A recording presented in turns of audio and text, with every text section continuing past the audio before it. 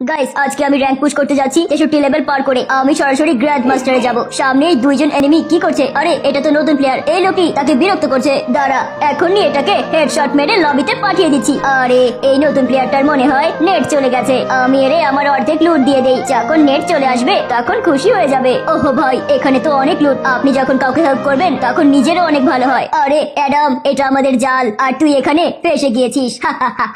বাবু মশাই, এই নুব আমাকে ইমোট দিচ্ছে। দাঁড়া, এখনই আমাকে রেড ক্রিমিনাল বাঁচাতে আসবে। অ্যাডাম চাচা, আমরা সবাই এসে গেছি, আপনি কোনো চিন্তা করবেন না। আরে এই শোরের দল, তুই আমার কি করবি? হ্যাঁ, আর অ্যাডাম এখন লবিতে যাওয়ার জন্য রেডি থাক। তুই আমার সামনে গান রেখে ভুল করেছিস। রেড ক্রিমিনাল এখানে কি করছে? ও আসছিল, ওই জন্য ফোন লুকিয়ে ফেলেছিলাম, কিন্তু এই চক্করে তো জোন অনেক দূরে চলে গেছে। এতক্ষণে জোনে পৌঁছে যেতাম। যাক, এখন লাস্ট জোন আছে, ওইখানেই যাই। তোর নেট চলে গেছিল নাকি? তুই এক কাজ কর, তুই আমার সাথে টিম আপ করে নে, আমি তোকে জোন পর্যন্ত পৌঁছে দিব। থ্যাংক ইউ রে, আজকাল এমন প্লেয়ার খুবই কম দেখা যায়। হ্যাঁ রে, আমার বাবুটারও যখন ফুচকা খেতে মন চায় ও তখন আমাকে এরকম করেই বলে। আমার তো মনে হয় তোর বাবু শুধু টাকা না আর ফুচকা খাওয়ার জন্য তোর সাথে রিলেশনে আছে।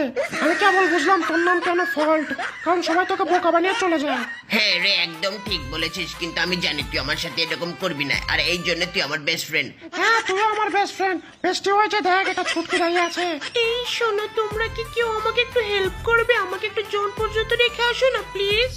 আরে ছুটকি, কি যে বলো না, আমি অবশ্যই তোমাকে জোনে নামিয়ে দেব। কিন্তু তোমার সাথে তো কালিয়া আছে। আরে কালিয়া তো একটা নুব, এখনই ওকে ওয়ান ট্যাপ মারতেছি।